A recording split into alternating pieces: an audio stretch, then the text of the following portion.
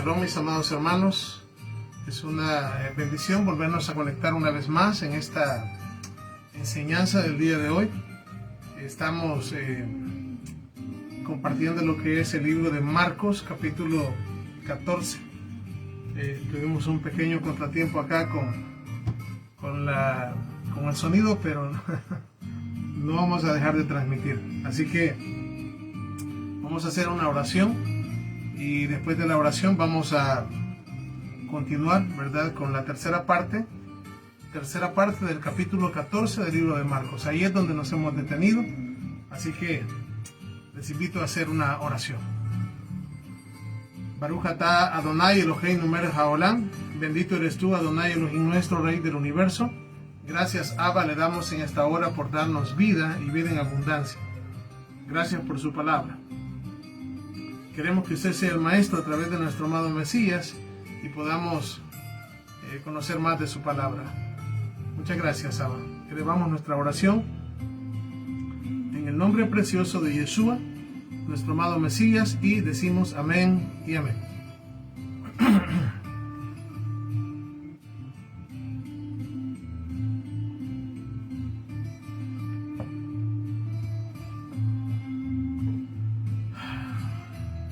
Bueno, mis amados hermanos, vamos a abrir las escrituras en el libro de Marcos. Nos hemos quedado en el versículo 31. Ahí llegamos a Marcos capítulo 14 y verso 31. Así que vamos a continuar en Marcos 14, 32. Como dijimos, pues, hemos encontrado bastante riqueza y hemos comentado porque tiene más de 60 pasajes, así que espero avanzar con la ayuda del Eterno en este día y nos vamos a Marcos capítulo 14 y vamos a iniciar en el verso 32. Dice así: vinieron pues a un lugar que se llama Getsemani, y dijo a sus discípulos: sentaos aquí, entre tanto que yo oro. Y tomó consigo a Pedro, a Jacobo y a Juan, y comenzó a entristecerse y a angustiarse. Bueno, una de las cosas que es importante conocer, ¿verdad?, es de que nuestro amado Mesías, si bien es cierto, pues es la imagen del Elohim invisible, del Dios invisible, y el Espíritu del Eterno estaba sobre su vida, era una persona, es decir, era un hombre, no como nosotros, en el sentido de que el Espíritu del Mesías, fíjense bien, el Espíritu del Mesías no es, por decirlo así, algo. Sí, sabemos que nosotros sí tenemos el Espíritu del Mesías dentro de nosotros, pero hablar del Mesías es el Mesías, así. Es decir, un hombre que no cometió pecado alguno. O sea, esa es la gran diferencia, inclusive con nuestros padres, con Abraham, con Isaac, con Jacob y con todos los héroes de la fe que encontramos en Hebreos 11. Entonces, esa es la gran diferencia, que en él iba a depositarse el Espíritu del Eterno. El nombre del Eterno estaba en él, está en él. Entonces, desde antes de la fundación del mundo, él estaba preparado para eso. De hecho, delante del Eterno, ya desde antes de la fundación del mundo, ya estaba, ya había sido inmolado, como lo dice Apocalipsis. Entonces, esto es para que vayamos entendiendo y comprendiendo que nuestro amado Mesías era un hombre, no como nosotros, porque inclusive pues su forma, inclusive como él fue engendrado fue diferente, ¿verdad? Pero tampoco tenemos en él a un semidios. Esa imagen no es correcta. imagen de un semidios. ¿Qué es un semidios en la cultura griega? Bueno, es una persona que ha sido, que tiene como padre a uno de los dioses, a un ser espiritual, digamos, de los dioses del Olimpo, para ellos era así, y una mujer de carne y hueso. Entonces, eso no es concebible, o sea, eso no es concebible, eso no, hablando con el pensamiento hebraico, no es posible eso. Entonces, nuestro amado Mesías era, desde que él nació, pues un hombre, es decir, nació como bebé, ¿verdad? Como nacen todos los bebés, la concepción fue diferente, ¿verdad? Pero tampoco estamos hablando de que fue una concepción en la cual pues solamente tenía genes maternos. No podemos hablar de eso. Todo ser humano tiene 23 pares de cromosomas X y 23 pares de cromosomas XY.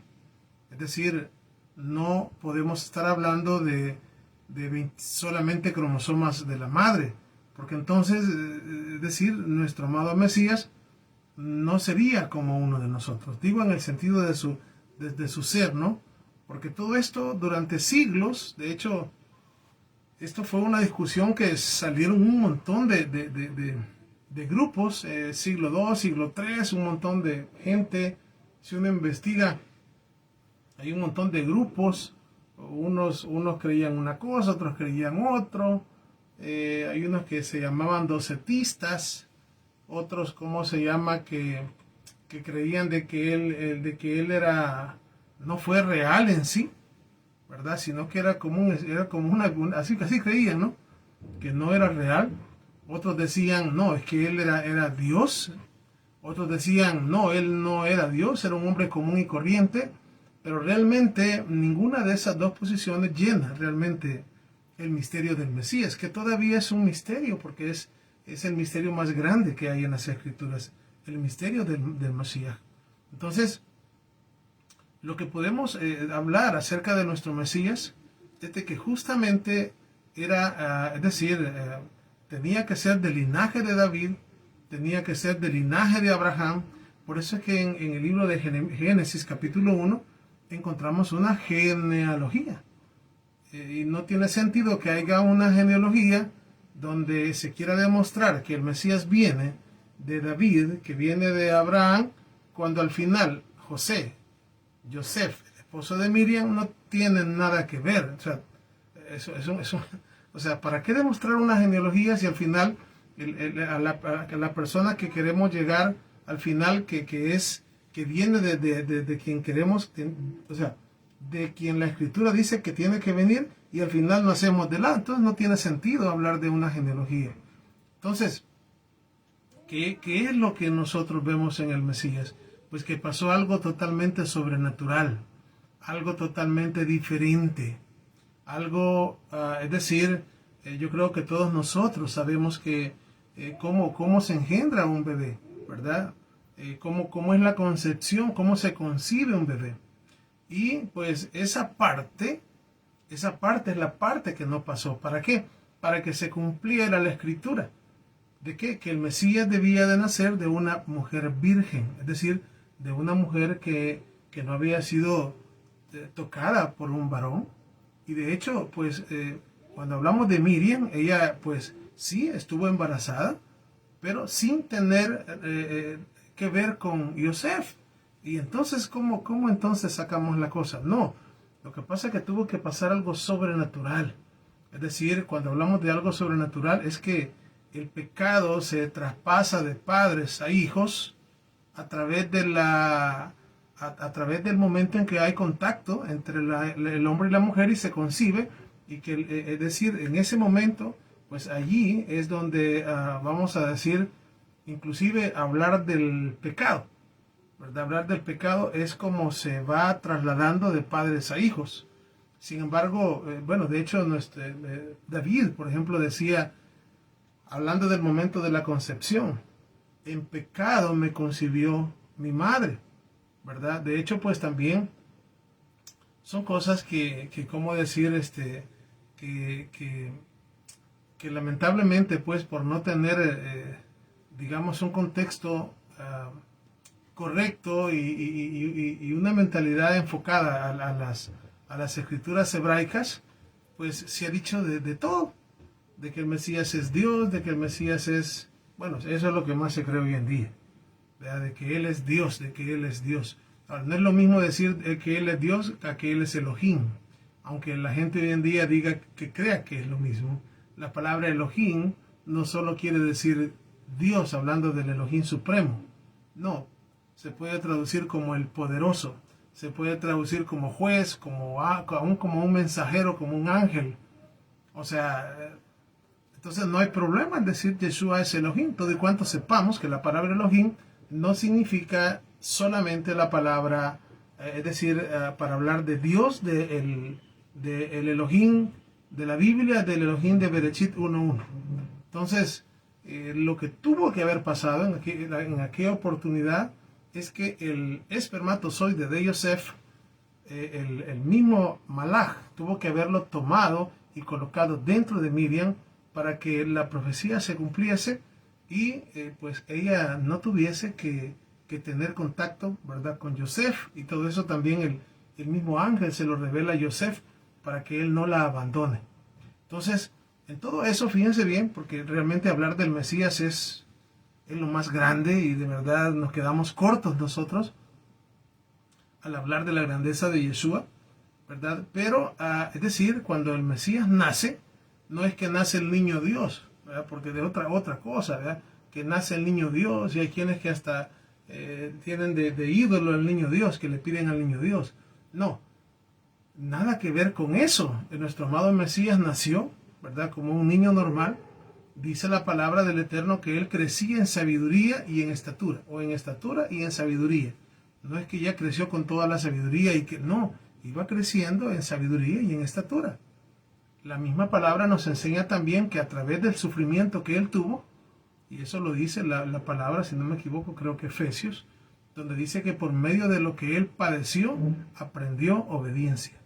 Es decir, las mismas pruebas lo hicieron que él fuese un hijo obediente hasta la muerte de cruz, y pudiese alcanzar lo que ninguno de nosotros hubiese jamás podido alcanzar. Sin embargo, él era, digamos, tenía sentimientos como nosotros, así como decir, como cuando llora frente a las mujeres, ¿verdad? Cuando se le dijeron que Lázaro había muerto, cuando llora frente a Jerusalén diciendo, Jerusalén, Jerusalén, cuántas veces quise reunirte como la gallina recoge sus polluelos, pero no estaba dispuesta. De la misma manera encontramos acá en el verso 33, donde dice que él comenzó a entristecerse y a angustiarse. Es decir, como la parte sentimental, la parte del sentimiento de hombre, aunque él estaba dispuesto a dar su vida en ofrenda por nosotros, él sabía lo que venía, lo dijo. Pedro en cierto momento le dijo, jamás eso te ocurra, y él le dijo, apártate de mí, Satán, porque él sabía perfectamente lo que le esperaba, sabía que no era fácil, pero estaba dispuesto. Y obviamente llegándose el momento, dice la palabra acá en el 14:33, que comenzó a entristecerse y a angustiarse. O sea, esto debió haber sido una angustia terrible. O sea, tal como lo dice la palabra en Isaías 53. Isaías 53 describe al siervo sufriente. Por eso se le llama siervo sufriente. Y dice que fue quebrantado entre los hijos de los hombres. O sea, varón de dolores, experimentado en quebranto. Eso no lo hemos pasado a nosotros. Entonces, por esta razón, pues habla acá de que él se angustia en gran manera y se entristece en gran manera, porque uno diría, bueno, pues que no es el Mesías, que no es Dios, que se alegre porque va a redimir al mundo. No, porque vuelvo y repito, él, es decir, como hombre, porque les digo, si bien es cierto el Eterno estaba dentro de él, estamos hablando de que como ser humano, pues se entristecía y cómo decir, no podemos hablar nosotros y decir, no, él era Dios, ¿verdad? Así que él estaba contento y simplemente cuando lo golpeaban, pues como era Dios, pues simplemente no sentía, ¿verdad? Y ya, no. Esos conceptos son conceptos erróneos, o decir que él es 100% hombre y 100% Dios, otro concepto erróneo, ¿verdad? Porque nada puede ser 100% una cosa y 100% otra.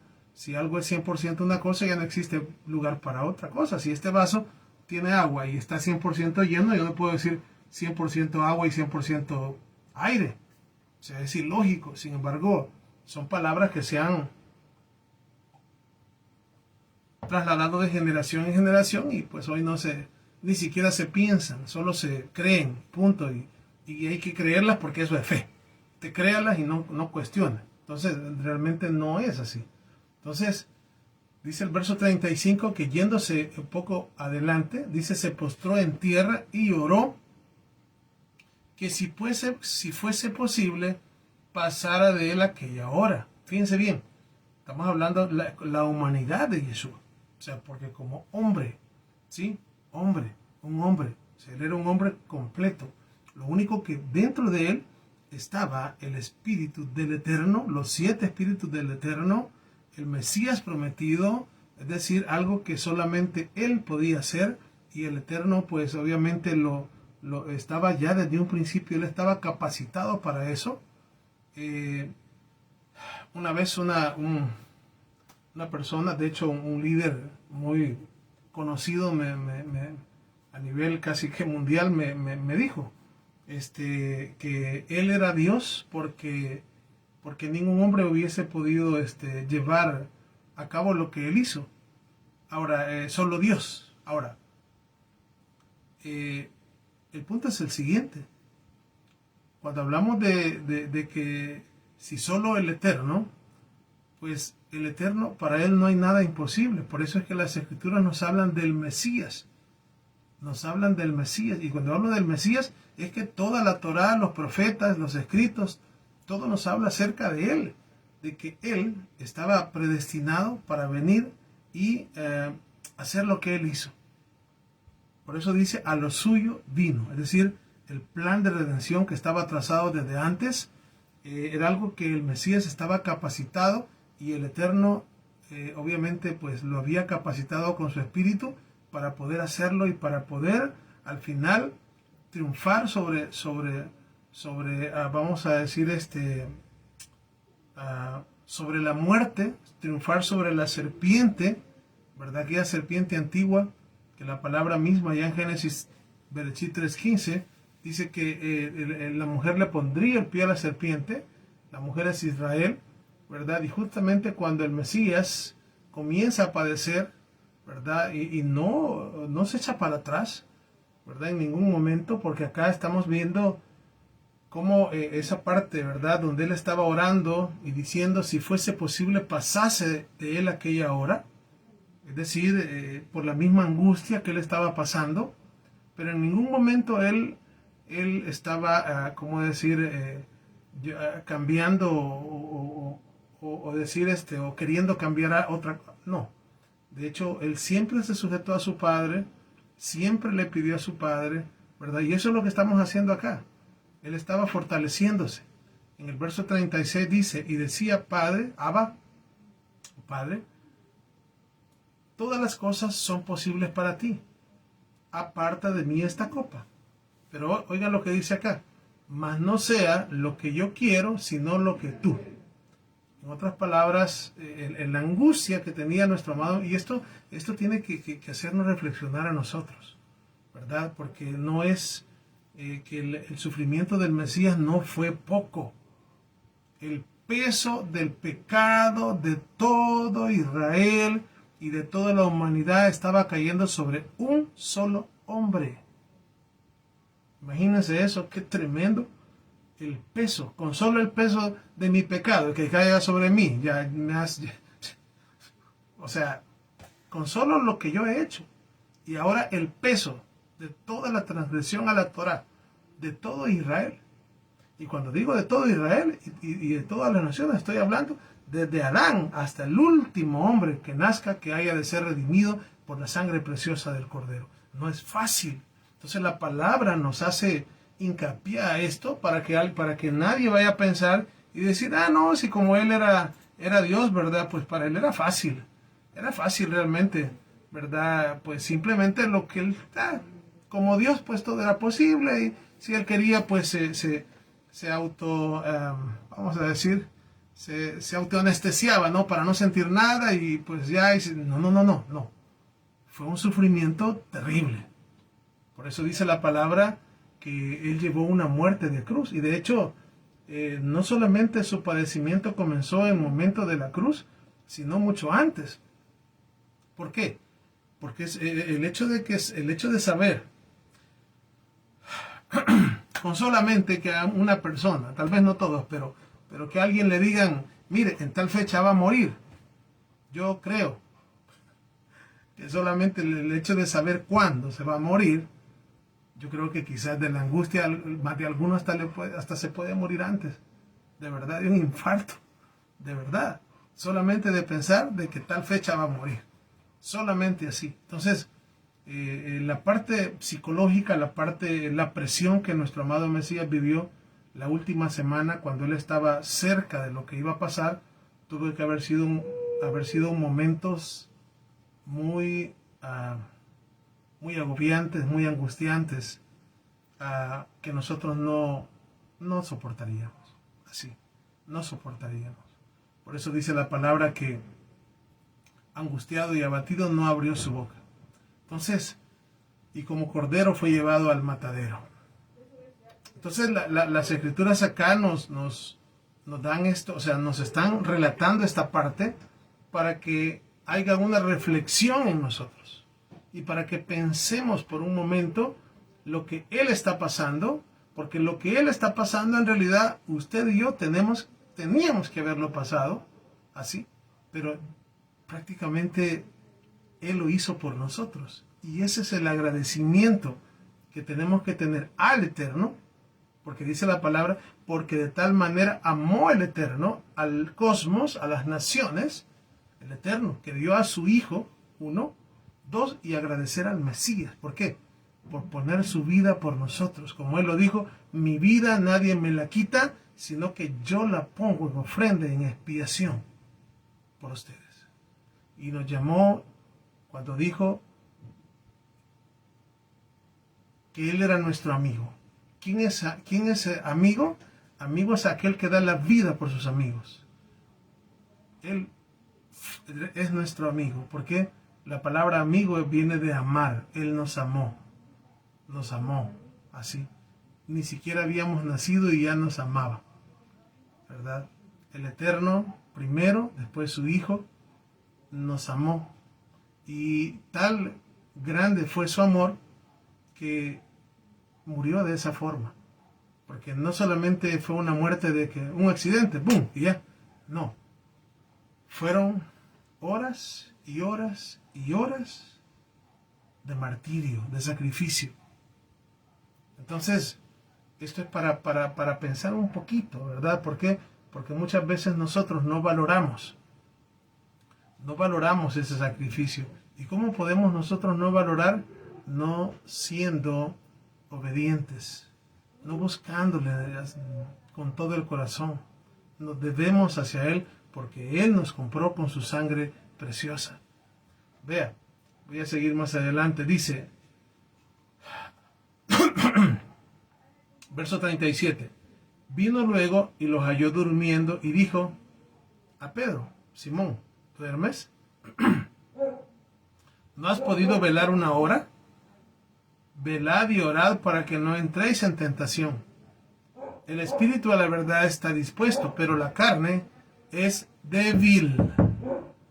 Otra vez fue, oró diciendo las mismas palabras. Al volver otra vez los halló durmiendo, porque los ojos de estos estaban cargados de sueño y no sabían qué responderle. Vino la tercera vez y les dijo, dormid ya y descansad, basta. La hora ha venido, he aquí el Hijo del Hombre es entregado en mano de los pecadores.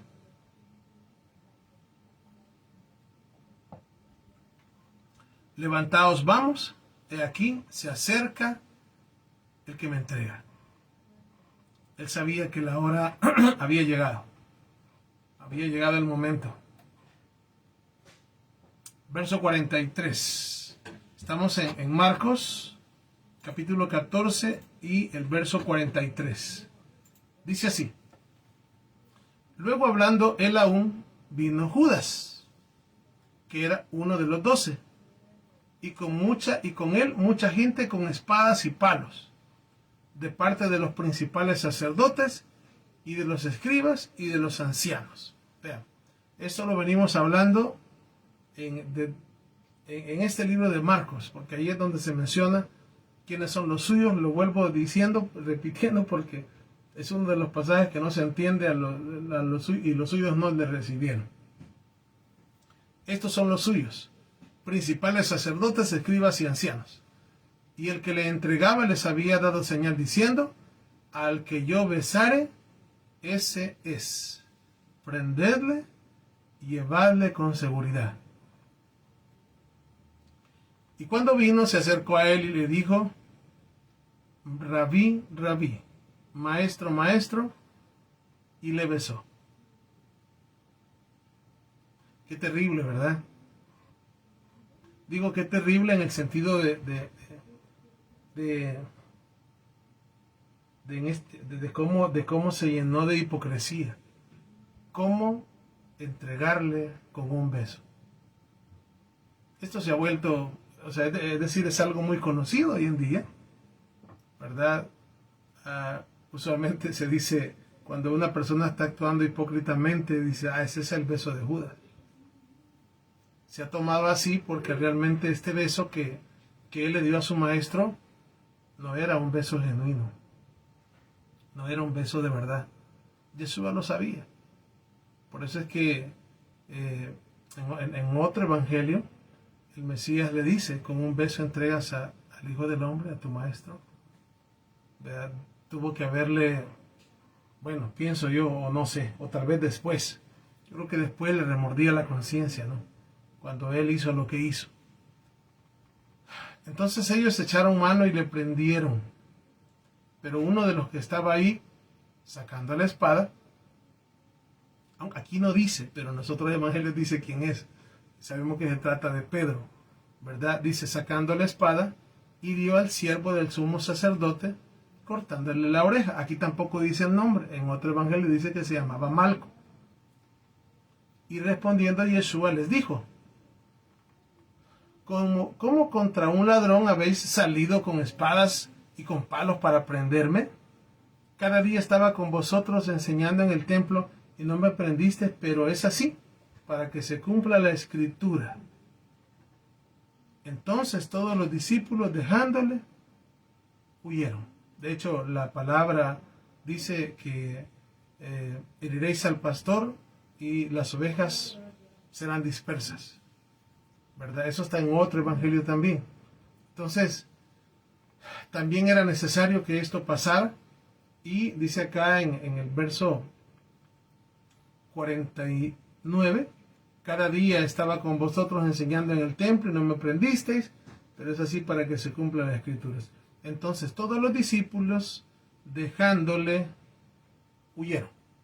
Es decir, aquí es la primera vez donde se cumple la parte que Pedro le estaba diciendo a Yeshua, yo no te voy a negar.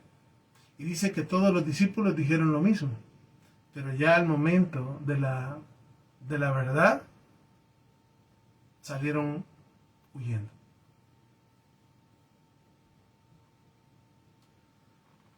Como dice un dicho por acá, del dicho al hecho hay mucho trecho. Y no estamos con esto juzgando a los discípulos, porque yo hubiese sido el primero que hubiese salido corriendo de ahí. No es lo mismo no es lo mismo pensar algo, planear algo al momento de ya estar en el lugar. No es lo mismo. Sintieron la presión, sintieron la muerte, ¿no? Ahí ellos, pues lo que hicieron fue huyeron. En el verso 51 y el 52 tenemos unos pasajes que que han sido siempre un misterio, ¿no? Encerrado acá.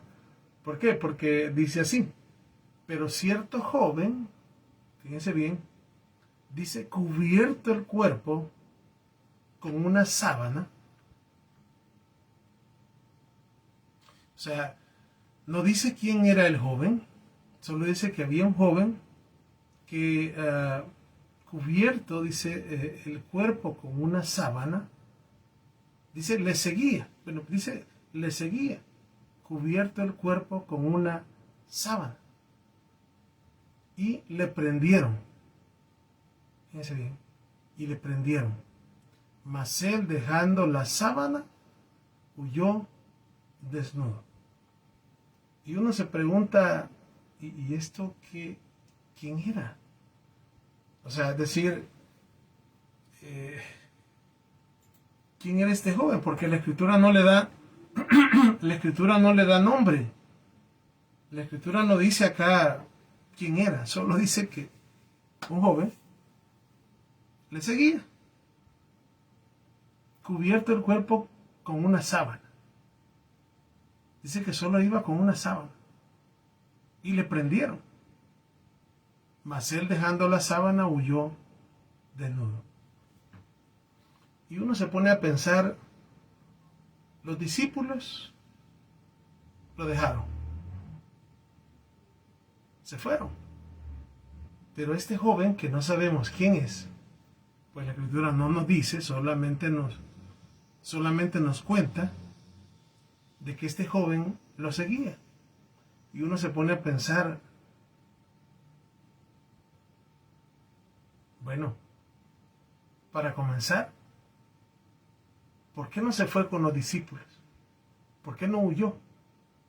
Sino que lo seguía, que no tenía miedo que lo agarraran, porque eso fue lo que hicieron. Y la otra cosa es que dice que, bueno, que iba cubierto con una sábana. Así. Entonces vinieron los soldados y lo prendieron. Mas él, dejando la sábana, huyó desnudo. Y obviamente que podemos sacar conclusiones, ¿no? Podemos pensar, podemos llegar a cierto discernimiento de qué podría realmente ser o cuál sería la enseñanza que tenemos en estos dos pasajes, ¿verdad? Pero una de ellas que he llegado a pensar yo, que este joven se refiere a todos, o sea, o más bien representa a todos aquellos que de alguna manera, pues, no nos queremos dar por vencido y queremos seguirle. Lo prenden, ¿verdad? Porque lo agarraron y dice que él lo que hizo fue dejar la sábana y se fue sin nada. O sea, le quitaron lo que tenía y se fue sin nada. Y esto también me hace acordar a lo que dijeron los discípulos. Algunos de ellos le dijeron, nosotros hemos dejado todo y te hemos seguido. Porque así le dijeron, nosotros hemos dejado todo y te hemos seguido. De alguna manera, no solamente representa este joven a todos aquellos que seguimos al Mesías a costa de lo que pueda pasar, porque también los apóstoles, los discípulos, si bien es cierto, ellos habían huido, fíjense bien, habían huido, no significa de que por el hecho de que huyeron, vamos a decir nosotros, qué cobardes. No. De hecho, nuestro amado Mesías, que conocía, les conocía y nos conoce, les dijo, y le dijo a Pedro, antes que el gallo cante, me negarás. Fíjense bien, y hemos explicado qué significa el gallo, esa frase. Antes que el gallo cante, me negarás. Y van a ser 3 veces. Fíjense bien, eso fue cosas que sucedieron después. Pero Los discípulos, al final de sus vidas, no es que ellos, pues, digamos, se fueron, ¿no? Y ya andaban escondidos, ¿no? No, tomaron fuerza. Cuando nuestro amado Mesías le dice inclusive a Pedro lo que iba a pasar, no es que estaba diciendo, Pedro, tú eres un cobarde, y no, sino que le estaba diciendo porque lo conocía y también nos conoce a nosotros. Sabe nuestra débil humanidad, pero que también a la misma vez sabe que esa débil humanidad se va fortaleciendo. Es decir, así como encontramos que nuestro amado Mesías crecía en conocimiento y en estatura, también nosotros tenemos que avanzar espiritualmente. En el conocimiento, en lo espiritual, en el hecho de ir haciendo diferencias, discernir, el discernimiento, obviamente que hay cosas que lo da la experiencia, pero el discernimiento es una de las cosas que vienen a nuestra vida con el pasar de los años, así como parecido a la experiencia, que la experiencia, nadie puede ir a sacar un título de experiencia porque la experiencia solamente se obtiene a través del tiempo. Entonces, ¿qué fue lo que pasó con los discípulos? Bueno, conforme iba pasando el tiempo, ellos cada vez iban comprendiendo más las cosas. Muestra de ello es de que se cuenta de que todos ellos al final murieron, pero no murieron por muertes naturales, sino que prácticamente fueron asesinados. Todos fueron muertos por la causa del Mesías. Y la palabra nos dice que inclusive pues los discípulos de ellos, en las comunidades, Pablo y los demás, aunque los agarraban y los golpeaban y les decían que no anduvieran ya hablando el nombre de Yeshua por ningún lado, dice que valerosamente y valientemente seguían anunciando el precioso nombre de Yeshua. Y entiéndase que cuando dice la Escritura que seguían anunciando el nombre de Yeshua, no es que andaban diciendo, él se llama así, él se llama asá. No, sino que lo que hacían era enseñar la palabra, enseñar que el cumplimiento del nuevo pacto había venido para que las personas se arrepintieran de sus pecados y nacieran de nuevo y entraran en pacto, en ese pacto que el Eterno ha preparado para aquellos que le aman. Ese es el nuevo pacto, en la sangre del Cordero. Entonces, ¿qué podemos decir? De que todas las cosas que están, vamos a decir, todas las cosas que están escritas acá, de hecho este joven que iba cubierto con una sábana, ¿cómo se fue? Desnudo. O sea, se fue sin nada. Así. Pero ¿qué tuvo que hacer para irse sin nada? Seguir al maestro. Le prendieron. Es decir, este joven sabía que podían hacer eso, pero estuvo dispuesto a eso. Y representa a los mismos discípulos y nos representa a nosotros. Porque al final,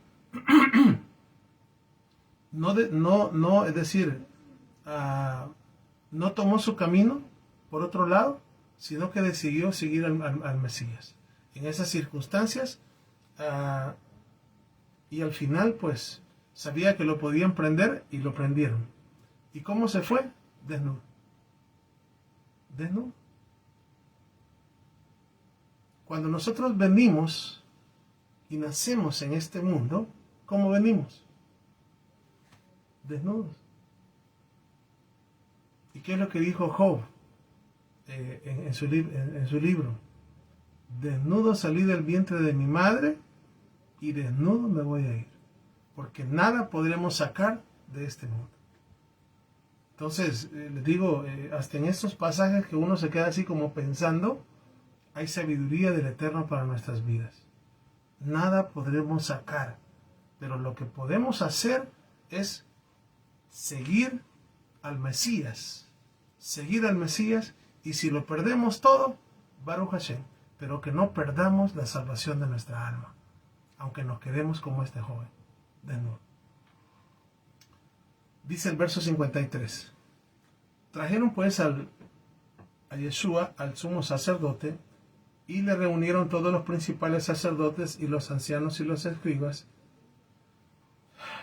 Y Pedro le siguió de lejos hasta dentro del patio del sumo sacerdote. Y estaba sentado con los alguaciles calentándose el fuego. Y los principales sacerdotes y todo el concilio buscaban testimonio contra Yeshua para entregarle a la muerte, pero no lo hallaban. Porque muchos decían falso testimonio contra él, mas sus testimonios no concordaban.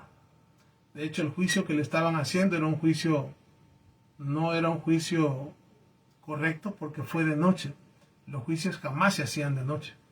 Esto fue algo de verdad en contra de los mismos parámetros establecidos por las leyes.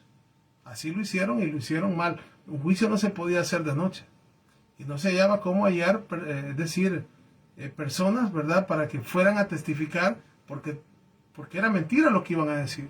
Entonces, ¿qué pasaba? Que todos se contradecían unos con otros. Uno decía una cosa y otro decía otra. Verso 57.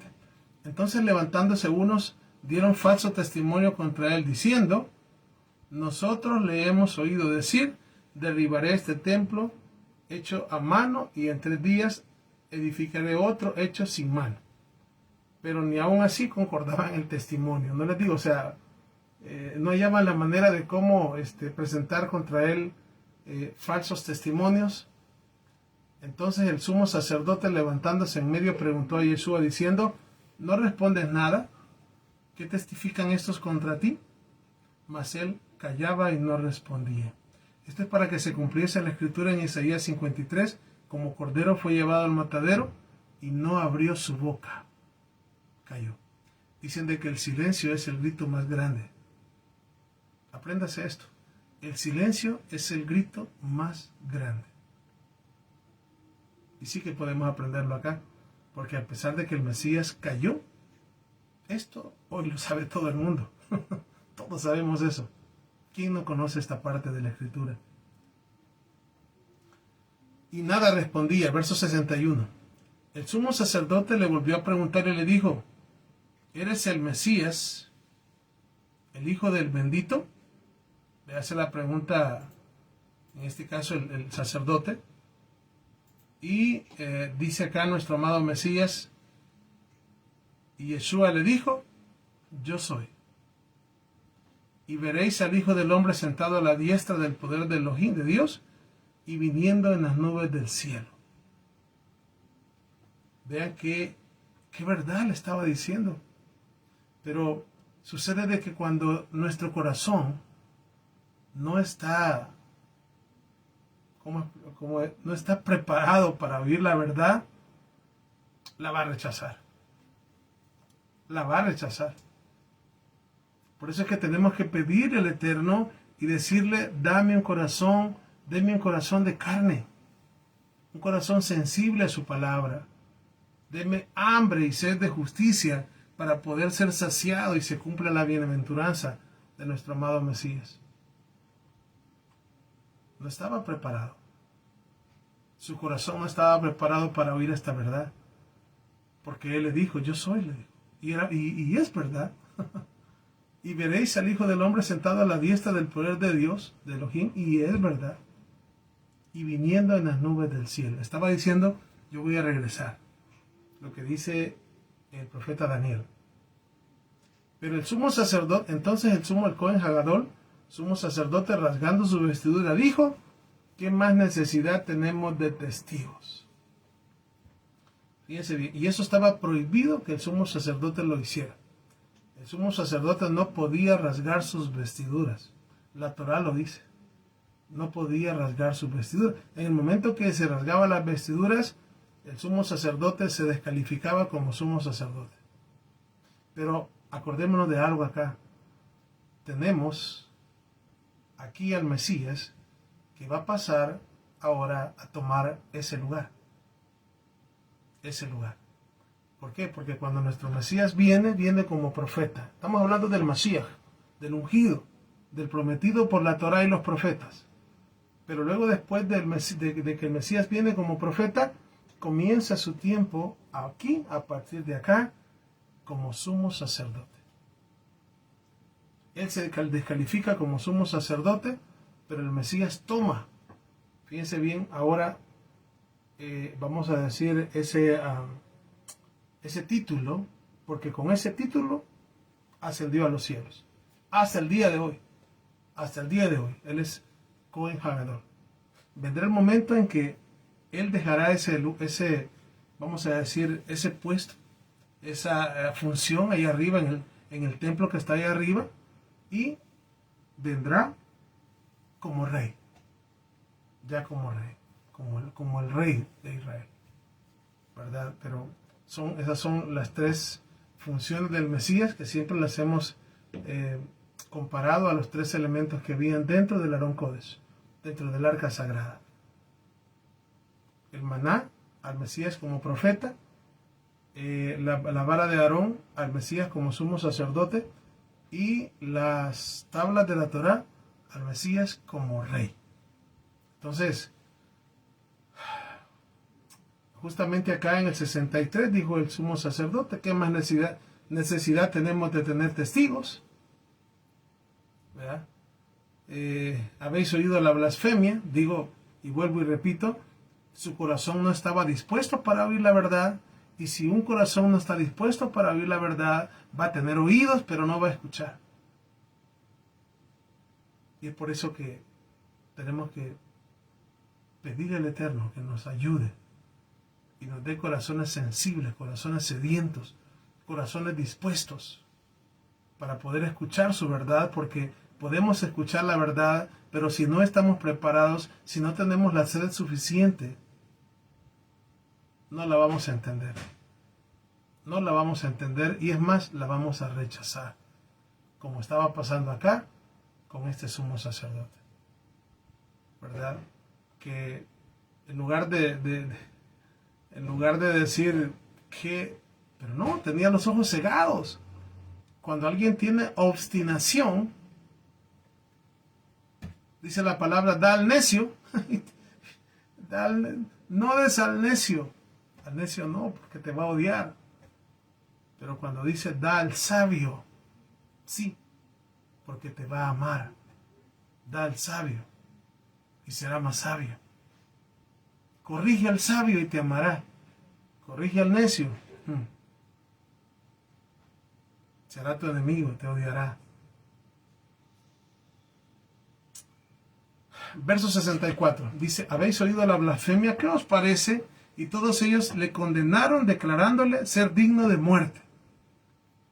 Y algunos comenzaron a escupirle y a cubrirle el rostro y a darle puñetazos y a decirle: profetiza. Y los alguaciles le daban bofetadas. Es terrible, realmente. Solo de leerlo y de pensarlo, pues, no sé, me deja sin palabras. Solo de leerlo y solo de pensarlo,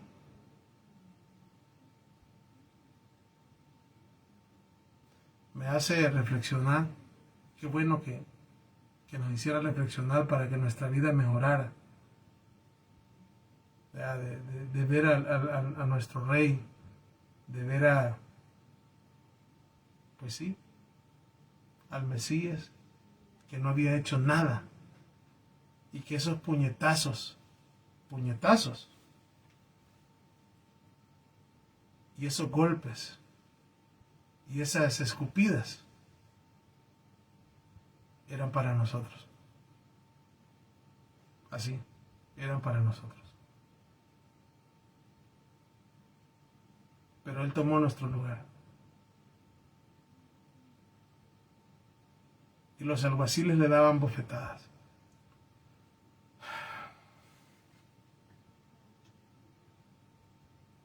Verso 66. Por eso dice la palabra, y que esto, pues, sí, se tenía que cumplir. Y que se haya cumplido en nuestras vidas por un tiempo, pero no por todo el tiempo. Cuando dice, fue menospreciado y no le estimamos. Que eso se haya cumplido cuando nosotros no le conocíamos. cuando todavía no le conocíamos o no le conocíamos bien. Pero cuando ya nosotros conocemos acerca de todo esto, menospreciarle y no estimarle, ya ahí la cosa sí es más fuerte. Ahí es más fuerte. Ya para nosotros ya no. Ya una vez conocedores de la palabra y conocedores de lo que Él vino a hacer por nosotros, vendríamos a ser unos malagradecidos y los más miserables. Así, los más miserables de todos. Indignos de compasión. 66. Estando Pedro abajo, estamos en Marcos 14, 66, dice, estando Pedro abajo en el patio, vino una de las criadas del sumo sacerdote y cuando vio que Pedro se calentaba mientras mirándole dijo, tú también estabas con Yeshua el Nazareno. Mas él negó diciendo, no le conozco, ni sé lo que dices. Y salió a la entrada y cantó el gallo. Sabemos que ese gallo no fue un gallo de los que conocemos, sino que, como hemos dicho, estamos hablando de la persona que era encargada de tocar el shofar para que las puertas del templo se abrieran. Y la criada viéndole otra vez, comenzó a decir a los que estaban allí, este es de ellos. Pero él negó otra vez. Poco después, los que estaban ahí dijeron otra vez a Pedro, verdaderamente tú eres de ellos porque eres Galileo, y tu manera de hablar es semejante a ellos. Vean cómo inclusive pues se conocían hasta en la forma de hablar. ¿Verdad? Hasta en la forma de hablar. Cuidemos nuestro lenguaje. Cuidemos nuestro lenguaje. Porque algunas veces creemos de que no importa cómo hablemos. Sí importa cómo hablemos. Sí importa. Porque hasta eso nos hace, no nos hace del montón. Porque dice acá que una de las cosas que conocían a ellos era por su forma de hablar. Fíjense bien, habla como ellos. Entonces él comenzó a maldecir y a jurar, no conozco a este hombre a quien habláis. Y el gallo cantó la segunda vez, o sea, se volvió a tocar otra vez el shofar, y Pedro se acordó de las palabras de Yeshua que había dicho, antes que el gallo cante 2 veces, me negarás 3 veces. Y pensando en esto, lloraba. Bueno, realmente vemos de cómo nuestro amado Mesías era golpeado, escupido, menospreciado. Si con solamente que nos hagan a nosotros una mala mirada nos sentimos mal, amados. Con solamente que alguien, y si alguien nos menosprecia, nos sentimos mal. No digamos lo que estamos viendo acá. O sea, les digo, algunas veces habemos algunos que somos tan débiles que con solo que alguien no nos saludó, ya nos lo llevamos, ¿verdad? Y que a ver qué tiene contra mí el hermano y que no sé qué. Y comenzamos somos tan de... ¿Cómo dijo una vez un hermano? Los hermanos de vidrio, dijo. Somos así, no, y realmente que muchos somos así. Y de verdad que si alguien pues me mira así o no me saluda o algo, ya comenzamos a sentirnos mal. Mucho más cuando alguien nos hace un menosprecio. Y a nuestro amado Mesías, que fue menospreciado, wow, menospreciado. Que usted esté en un lugar y llamen a todos y a usted no lo tomen en cuenta, ¿cómo se siente? De uno de niño, ¿verdad? Que digan, vaya, vení fulano, vení vos, vengan todos ustedes, ¿verdad? Y vamos a jugar pelota. Y a usted le digan que no, y usted le diga, ¿y puedo yo? No, vos no podés. ¿Cómo se siente un niño? ¿Cómo se siente? Mal. Un niño. Que son cosas de niños, que al final pasa. Pero nuestro amado Mesías fue maltratado, escupido. golpeado. Y esto solamente es el principio, porque ya va a venir lo más fuerte. Entonces, bueno, mis amados hermanos, que el Eterno nos ayude, que el Eterno nos dé las fuerzas, en primer lugar, para ser agradecidos. Agradecidos con el Eterno y agradecidos con nuestro amado Mesías. Yeshua es su nombre. Ser agradecidos por su gran amor con que nos amó. Y lo único que nos dijo Yeshua es, no nos está diciendo por el momento, digo por el momento, no sabemos qué viene más adelante, pero dijo, vosotros sois mis amigos, quieren ser mis amigos. No nos dijo, bueno, así como un amigo da su vida por sus amigos, en este momento no nos está diciendo, quieren ser mis amigos, vayan y mueran por mí. No nos está diciendo eso ahorita. Lo que nos está diciendo por el momento es, si ustedes son mis amigos, hagan las cosas que yo os mando. En otras palabras, sean obedientes. Si en verdad me aman y si en verdad ustedes aprecian lo que yo hice por ustedes, ámenme. Pero no solamente me lo digan, porque la palabra misma está escrita, de este pueblo de labios me honra, pero su corazón está lejos de mí. Por eso Yeshua dijo, si me amáis, guardad mis mandamientos. Acuérdense, Juan 14:15. Si me amáis, guardad mis mandamientos. No hay mejor forma de demostrarle a nuestro amado Padre eterno y a nuestro amado Mesías que nosotros le amamos. ¿Cuándo? Cuando guardamos sus mandamientos, cuando guardamos su palabra, cuando somos obedientes. Esa es la mejor forma de hablar con los hechos y no solamente con palabras. No quiere decir que no le podemos decir a Él que lo amamos, por supuesto que sí. Pero también nuestra vida tiene que ser una vida lo más santa que podamos nosotros vivirla y ser agradecidos. El agradecimiento es parte de la actitud de una persona que reconoce, oiga bien, que reconoce que han hecho algo por ella, que de no haber sido hecho, estaría en problemas. ¿Sí? Y lo que realmente nuestro amado Mesías hizo por nosotros, nadie,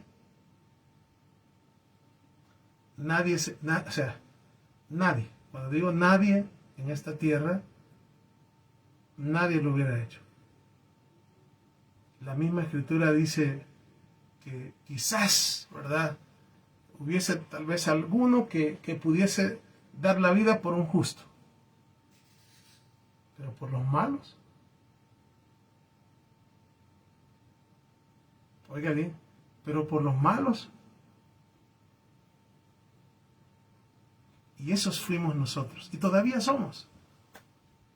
Todavía somos. Nos hace falta un montón y yo soy el primero.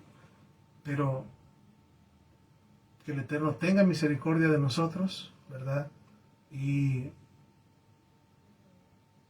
que nos ayude. ¿Para qué? Para vivir una vida en santidad, para seguir la Torá del Eterno, vivir una vida guardando sus mandamientos, vivir una vida en la cual todos los días, fíjese bien, todos los días, agradecerle a nuestro amado Padre por enviar a su Hijo y agradecerle a Yeshua por su gran amor, por entregar su vida, oiga, por entregar su vida por usted y por mí.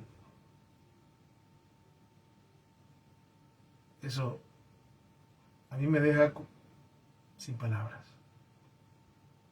Y por eso, digámosle, Yeshua, yo te amo con todo mi corazón, porque podemos hablarle también a Él.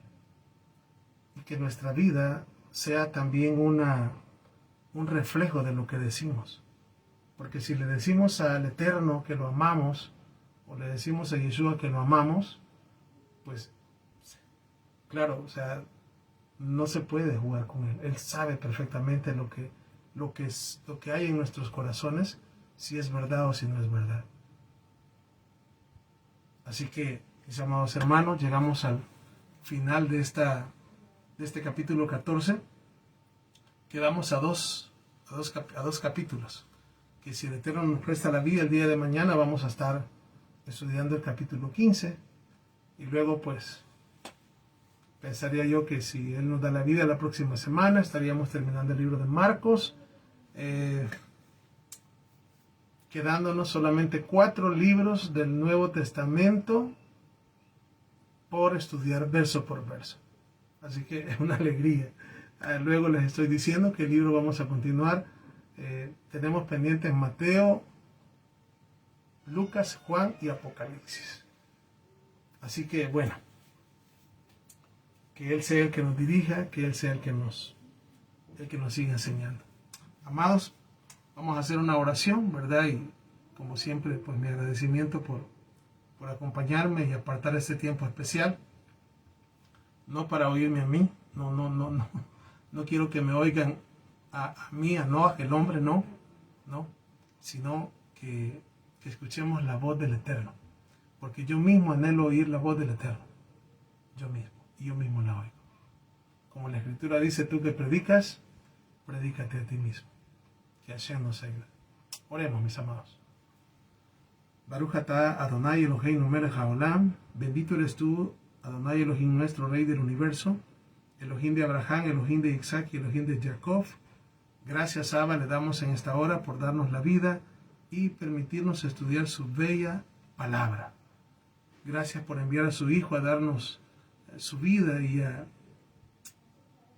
dar su preciosa sangre por cada uno de nosotros. Gracias por ese amor, Padre. Gracias por ese amor, Yeshua. En verdad nos sentimos indignos de tanto amor. Porque no somos dignos. Bueno, yo no soy digno.